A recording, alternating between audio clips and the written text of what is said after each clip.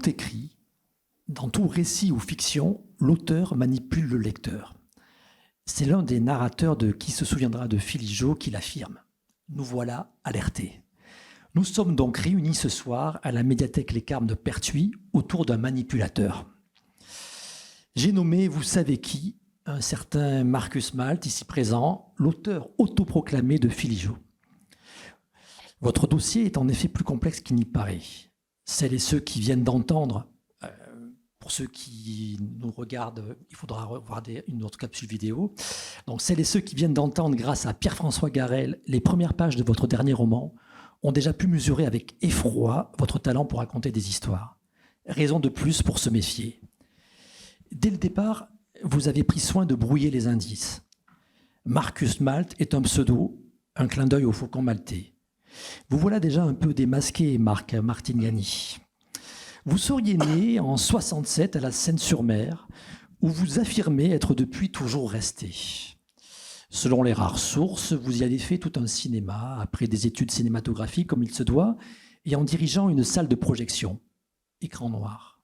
Puis, le héros de vos 2 premiers livres est un musicien. Comme par hasard, il se murmure que vous avez été vous-même pianiste dans un groupe de jazz. De fait, c'est surtout la littérature que vous mettez en musique. On nous cache tout, mais ceux qui osent parler affirment que vous auriez déjà publié 12 romans, sans compter de très nombreux livres jeunesse et nouvelles. Garden of Love, par exemple, où vous jouez à perdre, à retrouver, puis à perdre à nouveau vos lecteurs, est à lui seul salué par une dizaine de prix. Et pourquoi pas 20, tant qu'à faire. Malheur à qui cherche à vous enfermer dans une petite case. Identifié comme un auteur de polar, à juste titre, de romans noirs, vous explorez pourtant depuis longtemps les genres et les écritures. Avec Le Garçon, autre exemple, couronné par un féminin, vous signez un grand roman d'apprentissage à l'orée du siècle dernier. Et alors que son héros s'y livre voluptueusement au péché de chair, ce livre a aussi reçu un prix diocésain. Miracle, complot, il faudra enquêter. Que dire d'essentiel pour vous dévoiler ? On vous aurait aperçu au volant d'une Dacia, ce qui n'est pas un détail pour celles et ceux qui ont lu R. Mais dans Qui se souviendra de Philly-Joe, vous nous entraînez dans une quête vertigineuse. Philly-Joe, donc. Est-il l'inventeur génial du fripot, machine à énergie libre ou un raté affabulateur ? S'est-il suicidé ? Une pieuvre surgit des profondeurs du capitalisme a-t-elle conspiré pour l'assassiner ? Mais il y a plus encore. Tout dans ce livre est-il vraiment une fiction ? N'y couvre-t-on pas plutôt la marche réelle du monde ? En êtes-vous vraiment l'auteur ? Avez-vous été grand remplacé ? Si oui, par qui ? Et pour répondre à toutes ces questions, et bien d'autres encore, les nouvelles hybrides ne nous accordent étrangement moins d'1 heure, comme par hasard. Voilà, on en est là. Ça va peut-être faire l'objet de ma première question. Bonsoir. Bonsoir, merci. Belle introduction. Merci. Donc vous êtes allé m'espionner pour savoir quelle bagnole j'avais ? Oui, exactement. J'ai travaillé énormément pour préparer cette soirée. Donc la première question, elle est toute naturelle. Est-ce que vous êtes, Marcus Malt, un manipulateur ? Absolument. Absolument. Comme le dit, comme vous l'avez dit au début, comme le dit un des personnages du bouquin, oui, je pense que tout auteur est un manipulateur, dans le sens où il donne dans un livre les éléments qu'il veut donner, et il les donne de la manière dont il veut bien les donner. Donc il a forcément une influence, il influence le regard que le lecteur va avoir. Donc ce qu'il veut cacher, il le cache, ou ce qu'il veut taire, il le tait, et donc forcément c'est une manière de manipuler, on peut dire, le lecteur. Mais ce qui est intéressant aussi, et c'est une des questions qui est posée dans le bouquin, c'est qui manipule l'auteur ?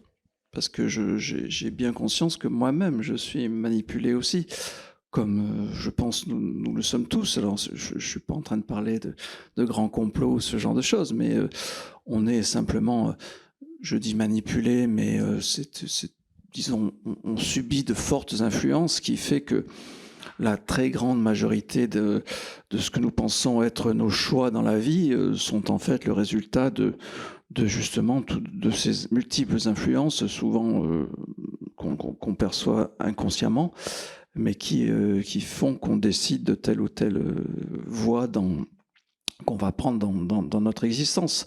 On a finalement notre libre arbitre, à mon avis, est extrêmement restreint.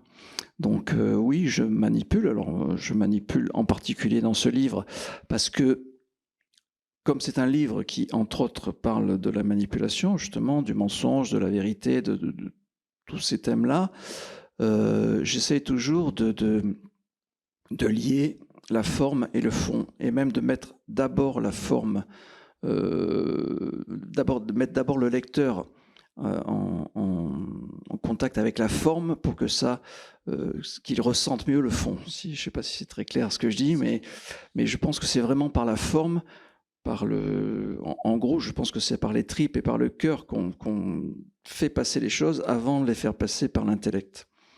Donc, je manipule, les personnages manipulent, ils sont eux-mêmes manipulés.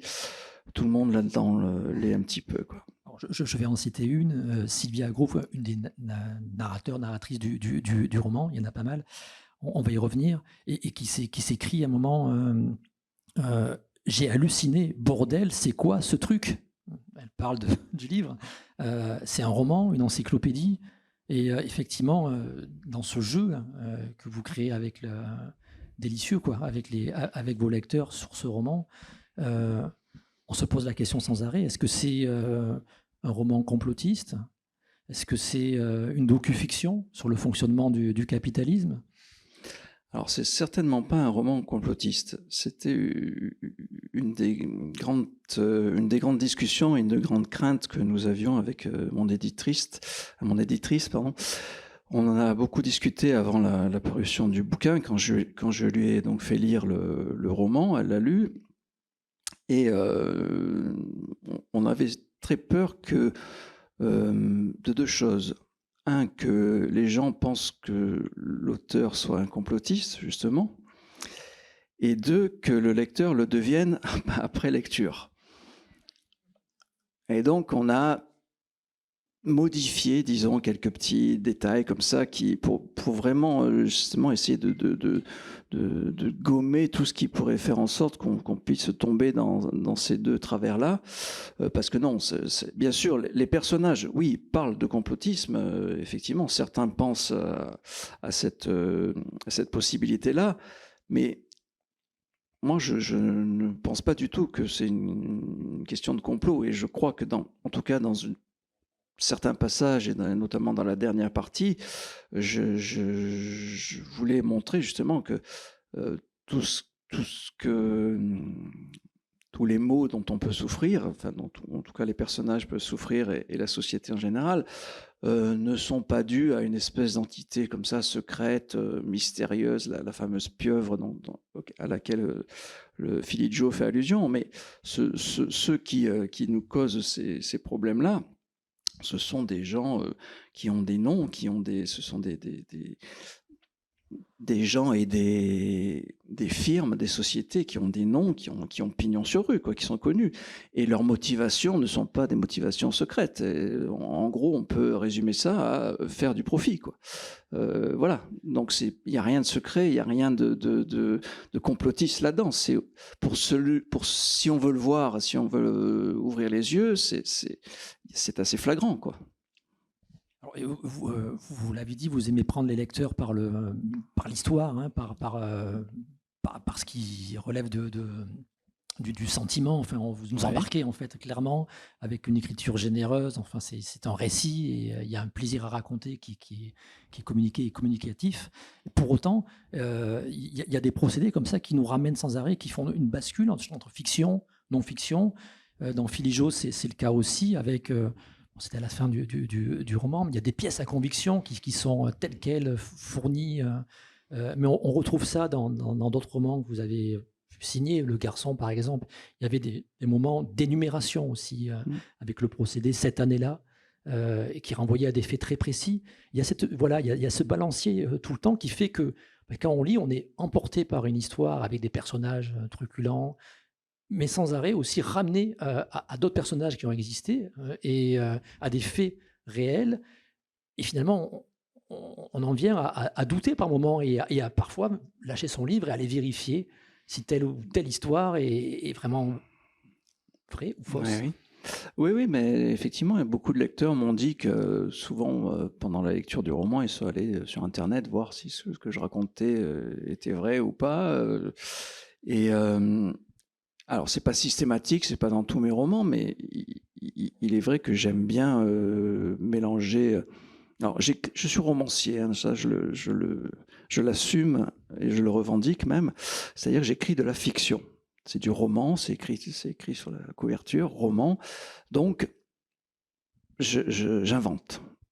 Sauf que quand j'invente, j'ai aussi le droit, ça ne m'empêche pas d'utiliser la réalité, d'utiliser des éléments du réel et de les mêler à la fiction. Et quand ça me semble intéressant, voilà, d'entrecroiser tout ça, le vrai, le faux, le réel, la fiction. Si ça enrichit l'histoire, c'est ça qui est intéressant. Et ça fait justement aussi partie des questions, des manipulations finalement, de cette question-là, de savoir démêler le vrai du faux, quoi. C'est parti un petit peu ce roman entre autres de ce constat-là, parce que j'avais fait des recherches à la base sur pas forcément pour le roman, pour autre chose. J'avais fait des recherches sur Tesla, l'inventeur, le scientifique Nikola Tesla, et donc voilà, je me suis intéressé à ce système d'énergie libre dont il est question dans le bouquin. Et puis de là à tous les chercheurs qui ont, qui ont pris la même voie plus tard que Tesla et qui ont fait des recherches sur différents types d'énergie comme ça, etc. Et je me suis aperçu de choses un peu étranges. C'est-à-dire que tous ces... Alors je vais peut-être revenir en arrière pour ceux qui n'ont pas lu le bouquin, c'est peut-être pas. Donc, le Philly Joe en question, c'est un jeune inventeur enfin, une espèce de génie comme ça, qui prétend avoir inventé ce qu'on appelle une machine à énergie libre.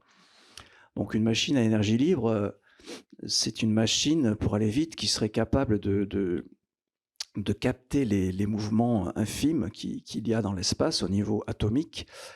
Tout est toujours en déplacement. Il y a toujours des mouvements tellement nombreux et tellement rapides qu'on n'est même pas capable de les mesurer avec les instruments qui existent actuellement. Mais ces mouvements et ces déplacements existent. Et donc, le mouvement comme ça, c'est de l'énergie en puissance. Et donc, si on arrivait à capter et à canaliser ces mouvements, on pourrait éventuellement construire des machines qui l'utiliseraient pour produire de l'énergie, quoi. Donc, ce serait une énergie potentiellement infinie, puisque dans l'air, quoi, voilà, dans le cosmos, on l'appelle aussi énergie du cosmos. Ce serait une énergie qui serait propre, et ce serait donc une énergie qui potentiellement serait gratuite. Donc, quelque chose d'assez merveilleux pour quasiment l'ensemble de la planète, sauf pour qui? Pour ceux qui détiennent les sources d'énergie actuelles. Pétrole, gaz, charbon, etc. Pour eux, ce serait une catastrophe si on parvenait à avoir ce genre de machine et à l'utiliser. Donc, pour en revenir à ce que je disais tout à l'heure, il y a des gens qui, réellement, dans la vraie vie, qui ont fait des recherches apparemment sur ce type d'énergie, enfin des énergies comme ça, pas forcément exactement les mêmes que Philly Joe, mais ce type d'énergie autre que celle qu'on connaît. Et ils avaient un point commun, ces inventeurs, c'est qu'ils prétendaient tous avoir été effectivement harcelés, avoir été menacés, avoir été agressés beaucoup, avoir été même pour certains blessés. Certains disaient qu'on avait foutu le feu chez eux, dans leur laboratoire, qu'on leur avait tiré dessus, qu'on avait balancé des bombes dans leur bagnole. Voilà, donc certains ont été blessés, d'autres sont morts apparemment, ont été assassinés. Et donc je commençais à me dire que c'était quand même assez étrange tout ça. Le seul problème, c'est que je n'ai jamais réussi, et même à l'heure actuelle à savoir si c'était vrai. J'ai pas réussi à savoir si ce que ces gens racontaient était la vérité ou si c'était des affabulations, si c'était justement une espèce de thèse complotiste comme ça, etc. Et donc ça m'a fait quand même réfléchir. Je me disais, bon, c'est quand même dingue qu'on puisse pas savoir, quoi. Enfin, je sais pas comment il faudrait faire. Alors peut-être qu'il faudrait prendre plus de temps, aller enquêter sur place, etc., etc. Peut-être que c'est possible, mais comme ça, pour quelqu'un lambda qui veut essayer de s'informer sur ce sujet-là, c'est impossible de savoir la vérité. Et si on regarde bien, il y a pas mal d'autres sujets sur lesquels on est toujours dans le doute, quoi. En tout cas, moi je suis quelqu'un qui doute beaucoup déjà à la base, et donc ça me semble peut-être de plus en plus compliqué d'avoir des certitudes, de se reposer sur des bases réelles, alors que bizarrement, on a de plus en plus d'informations, de plus en plus vite, que on est assailli d'informations sans arrêt tout le temps. Et justement, peut-être que ça fait partie de la difficulté, c'est-à-dire qu'il y en a tellement qu'on ne sait plus comment trouver la réalité dans tout ça. Sans compter qu'il y a les gens qui en jouent. Il y a effectivement des gens dont c'est le boulot, si je puis dire, de balancer des fake news et ce genre de choses, et des fausses nouvelles, et des rumeurs, et voilà. Et donc, au bout d'un moment, ça devient infernal, quoi. Et donc, voilà, c'est parti de tout ce bouquin. Une bonne partie du bouquin est partie de ce constat-là, quoi, de la difficulté de trouver la vérité dans le monde d'information dans lequel nous baignons, quoi. Et là où vous jouez avec nos nerfs, c'est que dans l'écriture du livre, il y a aussi une mise en abîme, et on se demande quel est ce livre, qui l'écrit. Voilà, c'est ce que je vous disais. Le découpage du livre, il est en poupée. Voilà, il faut que la forme rejoigne le fond et démontre le fond d'une certaine manière. C'est-à-dire que dès le départ. Alors, le livre est traduit de l'anglais. C'est annoncé comme ça. Alors effectivement, a priori, la Seine-sur-Mer n'est pas encore au Texas. Il est écrit dès la première page que le roman est traduit de l'américain par un dénommé Edward Ems. Oui. Alors. C'est pas, j'ai pas écrit ça juste comme ça pour la blague. Il y a une raison. Enfin, il y a deux raisons essentielles. La première, c'était effectivement une espèce de petite mise en garde pour le lecteur en le disant attention, tout ce que vous allez lire n'est pas forcément vrai. Méfiez-vous. Donc voilà, je suis honnête d'une certaine manière. Je dis faites gaffe. C'est peut-être pas vrai ce que vous allez lire. Et la deuxième raison, c'était que donc c'est une histoire qui se passe aux États-Unis avec des personnages américains qui baignent entièrement dans la société américaine, etc. Mais malgré tout, c'est écrit par, comme vous l'avez dit, un petit auteur de la Seine-sur-Mer. Et donc je me disais, c'est pas une écriture franchement américaine, au sens où moi je crois saisir l'écriture américaine, parce que j'en ai quand même pas mal lu des auteurs américains. Donc mon écriture à moi n'est pas dans cette veine-là. Et du coup, je me disais, pour qu'on y croie, il faut que ça passe par le prisme d'un traducteur. C'est-à-dire que, voilà, vous lisez une histoire américaine, si elle est traduite de cette manière en français, c'est justement parce qu'il y a un traducteur. En gros, c'est pas de ma faute, c'est la faute du traducteur. Vous voyez ce que je veux dire ? Hein ? Voilà. Il y a même des jeux avec ça, puisqu'il y a des fois des erreurs de français, il y a des citations en français. Alors, tant qu'à aller dans un truc, après. Fais le tour au lieu de fais la cour à ma fille. Enfin, il y a des. Oui, après, alors, quand je vais dans un truc, j'essaie d'y aller à fond. Mais ce qui est marrant, c'est que bon, moi j'ai écrit ça, traduit de l'américain, en me disant, bon, en même temps, c'est une blague et personne ne va y croire. Ben, si, en fait. Je me suis aperçu que beaucoup de gens y avaient cru, y compris des proches, qui m'ont dit, ah bon, mais tu l'as écrit en anglais Donc, bien sûr, j'ai dit oui. I speak English very well. Mais ce qui est encore plus marrant, c'est que, par exemple, à chaque rentrée littéraire, il y a, à l'automne, là maintenant, il y a le magazine Livre Hebdo qui fait un peu les listes des bouquins sortis, des romans qui sortent. Et vous avez roman français, roman étranger. Et devinez où j'étais. Et troisième truc encore plus drôle, c'est que le bouquin a été sélectionné pour le plus grand prix qui existe de traduction en France. C'est dingue, hein? Donc c'était ma éditrice qui a été obligée de les appeler pour leur dire, vous savez, non, c'est pas vraiment une traduction, quoi. Alors moi, je comprends qu'elle l'ait fait pour certaines raisons. Moi, j'aurais joué le jeu à fond, quoi. J'y serais allé. Et... Donc voilà, j'ai au moins la preuve que je suis un grand traducteur, si ce n'est un bon auteur, un bon traducteur. Donc ça prouve aussi une chose, c'est qu'on a quand même tendance, comme ça, d'emblée, à croire ce qu'on lit, quoi. Et oui, on ne se méfie pas, et on a tendance à croire ce qui est écrit, ce qu'il ne faudrait pas, en fait. Enfin, en tout cas, il faudrait garder cette espèce de méfiance et de vérifier quand même les sources. Mais bon, on n'a pas forcément le temps, on n'a pas forcément l'envie. Et puis, comme le dit aussi un des personnages, et moi le premier, moi si j'écris des romans, c'est parce que si j'ai le choix entre une belle légende et une vérité pourrie, je préfère une belle légende, quoi. Et la plupart des gens, je crois, sont comme ça. On préfère lire des belles histoires que des vérités de merde, quoi. Enfin, il me semble. Et donc, vous nous perturbez beaucoup parce qu'on on est bien installé dans l'histoire, on lit Qui se souviendra de Philigeau, on est bien accro. Et puis, d'un coup, on se rend compte qu'il y a un autre roman qui semble démarrer. En fait, bon, c'est le même, et c'est Qui se souviendra de Gary Sanz, et etc., etc. Et donc on est en tension permanente. Et il y a ce jeu-là sur la vérité, il est poussé très loin là, dans ce roman, sur la question de qui parle et qui est le narrateur. Qui parle, un des leitmotifs, c'est effectivement qui croire, qui croire, quoi.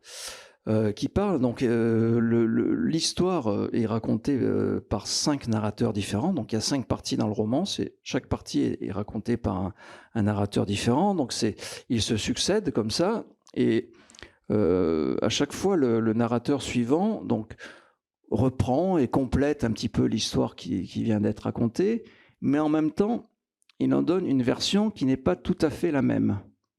Et donc en effet, à chaque fois qu'on pense arriver à la vérité, se dire « Ah, ouais, d'accord, c'est ça qui s'est passé », ah, l'autre, il vient là, il en remet une couche, on se dit « Ah ben non, peut-être que non.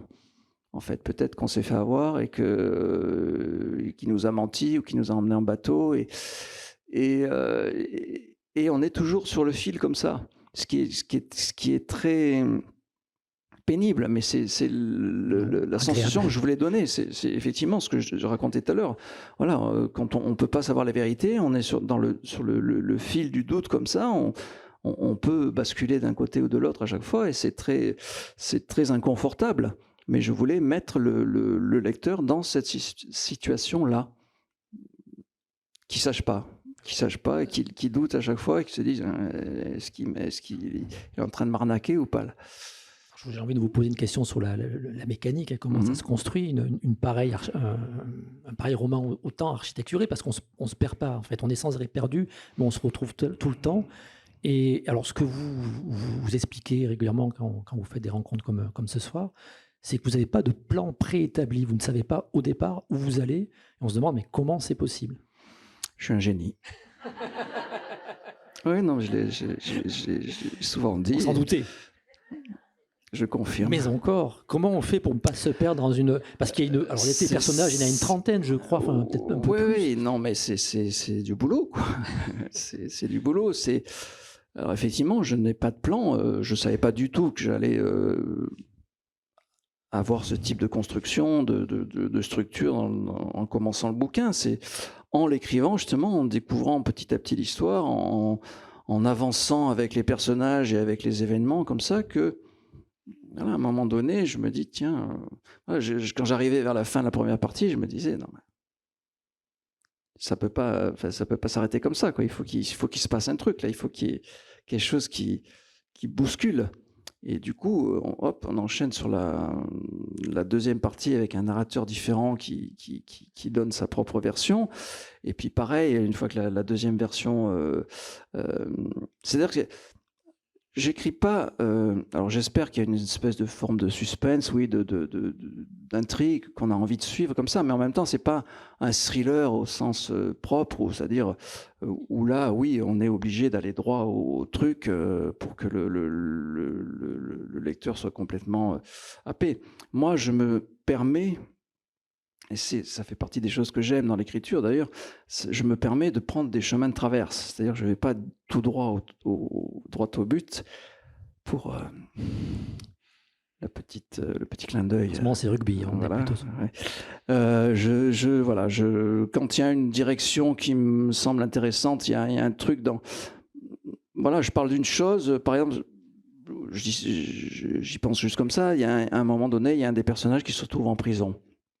Bon, j'avais pas prévu de parler des prisons, des couloirs de la mort aux États-Unis, etc. Mais il y a un des personnages qui se retrouve là, donc je me dis, bon, je vais aller voir un peu... Parce que vous y allez fort, parce qu'effectivement, quand on lit, et ça fait partie des plaisirs de lecture de ce roman-là, c'est que ça documente aussi l'Amérique.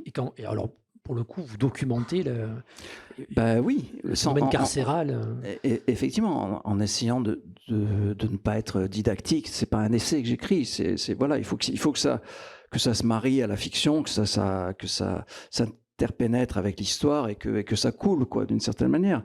Mais ça m'intéresse effectivement, puisque ce personnage est en prison, il se retrouve dans le couloir de la mort. Ben, ok, allons voir comment ça se passe dans le couloir de la mort aux États-Unis et en particulier au Texas. Et là, donc, je fais des recherches, je me documente et je découvre des choses moi-même. Et je me dis, bon, ça, j'aimerais bien en parler quand même, parce que ça me semble intéressant. Et donc, voilà, je parle de ça. Si j'écrivais des purs thrillers, je parle pas de ça, je vais directement au truc, quoi. Et c'est pas mon but, et c'est pas ce que j'aime. Et donc, voilà, c'est vrai que je prends un peu le lecteur par la main et alors c'est marrant parce que le passage qu'avait choisi Pierre-François sur la lecture, c'est quelque chose que je pense véritablement. Je rencontre souvent des scolaires, des collégiens, des lycéens, etc. Et c'est un peu ce genre de discours que je leur tiens sur la lecture. Mais effectivement, par rapport au lecteur, je suis finalement assez exigeant, je crois. Dans la mesure où je lui demande à la fois de s'abandonner d'une certaine façon, c'est-à-dire voilà, je le prends par la main d'une certaine manière. En tout cas, je lui demande de m'accompagner, de me faire confiance d'une certaine manière, même si je le manipule et que je lui mens, mais il faut qu'il me fasse confiance sur le fond, si on peut dire. Et en même temps, je lui demande d'être très attentif, parce que en effet, il y a plein de petits indices comme ça, mais qui n'ont de lien avec, qui ont des liens avec ce qui va se passer bien plus tard. Parfois, c'est 100 pages ou 200 pages après, où il va y avoir, on pourra se dire, tiens, ah oui, c'est vrai, je comprends pourquoi. Mais c'est ce que je fais moi en écrivant. Vous me demandiez tout à l'heure comment je fais. C'est ça, en fait. Je suis assez attentif à ce que j'écris. Et donc, à un moment donné, plus loin, je me dis, tiens, mais j'ai parlé de ce truc-là, je peux faire un lien avec ça. Et du coup, voilà, il y a des connexions comme ça qui se font et qui amènent l'histoire finalement dans des endroits qui sont inattendus, y compris pour moi.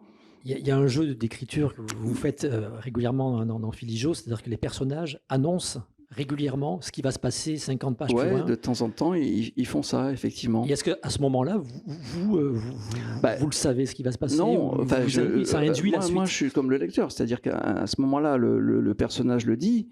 Bon, bah, donc s'il le dit, il va falloir que je le fasse, quoi. Et oui, alors des fois, ça m'arrange pas. Franchement, je me dis, putain, comme mais c'est, je sais que ça paraît, vu de l'extérieur, ça peut paraître un peu étrange, mais je fonctionne vraiment comme ça. J'ai vraiment besoin d'être surpris par ce qui se passe, d'être sans cesse sur le qui-vive, d'une certaine manière, parce que je ne sais pas ce qui va se passer, et de m'adapter à la situation qui arrive. Je vous donne un petit exemple. Je le cite souvent parce qu'il est assez représentatif de ma manière de bosser. C'est un autre... Donc, en fait, tout part de la première phrase. Je ne sais pas de quoi je vais parler, je ne sais pas ce que je vais raconter. Je sais pas, je connais pas les personnages, je connais rien. Donc, je cherche une première phrase qui sonne bien. Et c'est cette première phrase qui va donner le déclic, qui va donner le ton et qui va engendrer un type d'histoire. Donc, si je prends la première phrase de Philippe Jo, qu'a lu tout à l'heure Pierre-François.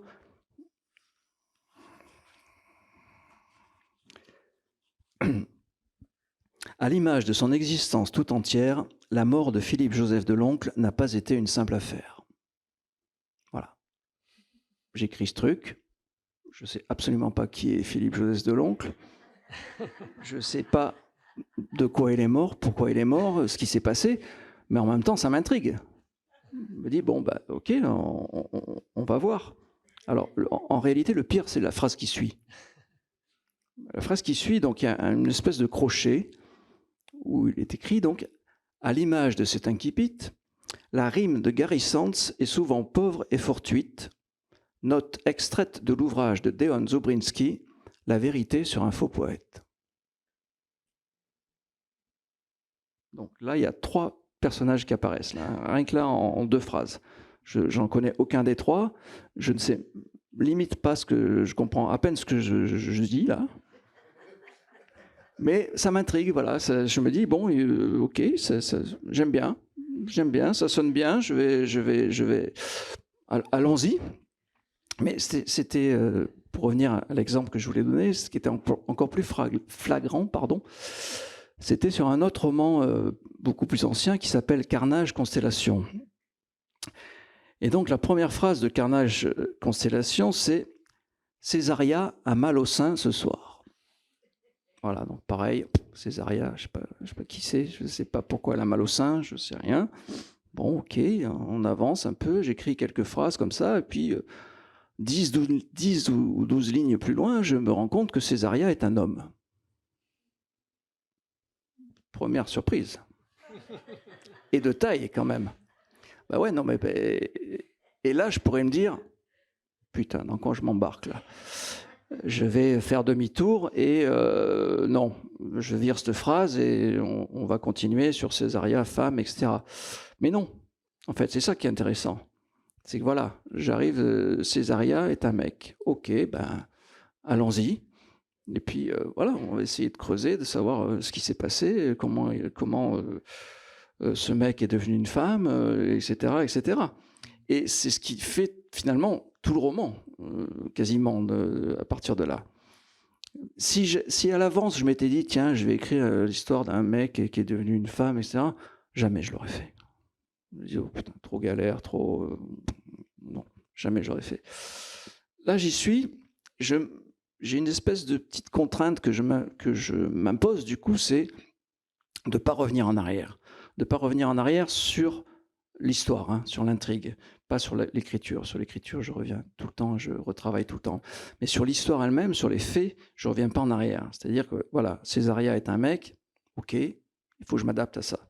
Et il faut que, là, Philippe-Joseph est mort, ok, ben, il faut que je m'adapte à ça. Et souvent, ça arrive, je veux dire, un personnage qui meurt, ça, voilà, je ne m'y attendais pas, ça ne m'arrange pas, mais bon... je m'adapte, c'est comme dans la vie, quoi. Dans la vie, on n'a pas la possibilité de revenir en arrière pour changer le cours des choses. On s'adapte, ou pas d'ailleurs, ou on s'effondre, mais il arrive que je m'effondre en cours d'écriture, c'est-à-dire qu'il y a un certain nombre d'histoires que j'ai commencées et qui se sont arrêtées plus ou moins nettement parce que je suis face à un mur, quoi. Je sais. Tout à l'heure, vous avez employé le mot, vous avez dit ça sonne bien, et vous dites parfois l'écriture pour moi c'est une mélodie. Alors vous dites que vous êtes un musicien raté, ça on vous croit pas évidemment, puisque vous êtes un affabulateur, vous êtes un manipulateur, on le sait maintenant. Mais oui, donc il y a vraiment une histoire de mélodie dans tout ça. Oui, je fais partie de ces auteurs. Je ne suis pas le seul qui écrivent à l'oreille vraiment, quoi. Il faut que ça sonne. Il faut que ça sonne. C'est mon premier souci. Il faut que ça sonne, il faut que, même si j'ai une idée que je trouve exceptionnelle, mais si j'arrive pas à la faire sonner, ça m'intéresse pas. C'est Voilà, pour moi, comment dire, c'est la matière première de l'écriture, c'est le son, et on n'a que ça, nous, auteurs, nous, écrivains, on n'a que ça, les mots. Et donc, il faut qu'on travaille avec ça. Si on travaille pas avec ça, si c'est juste, comment dire, un scénario, eh ben autant faire des films. Je veux dire, pourquoi faire un bouquin si c'est juste une histoire, un scénario? Le problème, c'est qu'il y a un certain nombre d'écrivains qui écrivent comme ça, qui écrivent des scénarios en réalité. Bon, chacun fait ce qu'il peut, ce qu'il veut, hein, mais bon, moi, ça ne m'intéresse pas. Ce qui m'intéresse dans l'écriture, avant tout, c'est l'écriture. Donc, c'est voilà, le jeu au sens large avec les mots, la sonorité, l'enchaînement, ce qui se rapproche finalement, effectivement, de la musique ou même de la poésie, d'une certaine façon. Même si je ne me considère pas comme un poète, je pense que je travaille d'une certaine manière comme un poète, même si je n'en suis pas un. Ou si j'ai fait de la poésie déguisée. Alors, bon, on l'a déjà dit, mais comme par hasard, on veut nous empêcher de parler ce soir et le temps est imparti. Il y aurait beaucoup de choses à dire sur ce livre, il y a beaucoup de choses à y lire. Il y a quand même l'Amérique est au centre de ce roman et vous envoyez quand même une image sur ce pays. Tout y passe en fait. On a parlé des prisons. Ouais. Donc des manipulations, c'est l'Amérique, encore une fois, vue par un petit Français du Var, quoi. Donc voilà, il y a beaucoup de références à la culture américaine qu'on a connue, nous, ici, dans notre pays, c'est-à-dire le JR dont on parlait tout à l'heure, Dallas, toutes ces séries, etc. C'est quand même par ça, d'abord, qu'on a reçu et qu'on a perçu La petite maison dans la prairie aussi, qui des fois... La petite maison dans la prairie, absolument. Moi, j'étais absolument fan de la petite maison dans la prairie. Plus que de Dallas, d'ailleurs. Mais... voilà, et puis les films américains, puis la littérature américaine. Donc c'est par ce biais-là, d'abord que je perçois l'Amérique. Moi, je fais une histoire qui se déroule au Texas. J'ai jamais foutu les pieds au Texas, moi. Donc je me débrouille avec ça. Et puis après, oui, il y a le côté un peu plus politique, on va dire, au sens large, où voilà, on a quand même affaire à la plus grande puissance du monde et à tout ce qu'elle peut, tout le poids qu'elle peut avoir sur nos existences à tous, sur toute la planète. Voilà, il est beaucoup question, notamment dans la dernière partie, effectivement, des décisions politiques notamment du gouvernement de Trump, puisque ça se passe à cette époque-là, à la fin. C'est pas, je veux dire, quand ces types-là prennent des décisions, ça a un impact sur la planète entière, y compris sur nous, là. Voilà, donc donc ils n'ont pas le droit de faire n'importe quoi, finalement. Et ce qu'ils font parfois, me semble-t-il. Alors il y a beaucoup de gravité aussi, de mort évidemment, mais de gravité dans les enjeux qui sont posés. Mais je pense qu'il manquerait quelque chose si on n'en parlait pas là rapidement. De l'humour, beaucoup d'humour. Je vous ai entendu dire que pour vous, écrire, c'était pas une sinécure. Alors à chaque fois que vous pouvez vous amuser, vous le faites. Ouais, c'est ça, effectivement. Alors, je pense qu'on a perçu un peu l'humour grâce à la lecture de Pierre-François. Et c'est vrai que j'ai choisi ce ton. Enfin, pas forcément pour toutes les parties et tous les personnages, mais pour une bonne part du roman et des narrateurs, il y a on aborde des sujets finalement assez graves dans le fond, mais que j'ai eu envie d'aborder sur un ton un peu plus léger, un peu plus caustique. Ce sont des choses que je fais depuis quelque temps. Sur le dernier roman, enfin le précédent roman R par exemple, il y avait déjà un petit peu ce ce ton-là, un peu plus humoristique, chose que je faisais pas forcément quand j'étais plus jeune, quand j'étais, voilà, j'écris pas mal de romans noirs, polars, je m'autorisais pas forcément à pratiquer l'humour, sans doute parce que, enfin pour plusieurs raisons, c'est extrêmement difficile l'humour dans l'écriture, on en bave, quoi. Pour écrire une scène en espérant que ça fasse rire ou sourire le lecteur, waouh, on ne se rend pas compte comme ça, mais c'est dur. D'une certaine manière, c'est beaucoup plus facile de faire pleurer que de faire rire. Et donc, j'osais pas, ou je me sentais pas avant. Je pense que voilà, plus je vieillis, plus j'ai de l'expérience, plus j'ai du boulot derrière moi. Donc et puis peut-être que d'une certaine manière, je m'en fous un peu, quoi. Maintenant. Enfin, c'est pas je m'en fous, mais je me dis bon, avec le temps, les valeurs bougent un peu, et donc je me dis bon, même si je suis ridicule, tant pis. Donc je me permets des choses comme ça. Je pense que ce sera le cas, j'espère en tout cas pour le prochain encore. J'espère que ça fera marrer les gens. Mais après, ce ne sera pas forcément non plus systématique. S'il y en a d'autres plus tard, peut-être que je reviendrai à des choses plus graves dans le ton aussi, ou dans la tonalité, quoi. En ce moment, j'ai envie de ça. Donc, et c'est vrai que, comme vous l'avez dit, écrire en règle générale, pour moi, c'est extrêmement difficile. C'est pas quelque chose de naturel, c'est quelque chose, c'est un travail, quoi. C'est long, c'est dur, ça demande une énergie de fou. Et donc, j'ai besoin de me faire plaisir, quoi, d'essayer vraiment de prendre du plaisir, un peu de plaisir dans toute cette difficulté. Voilà. Parce que sinon, je pense qu'à un moment donné,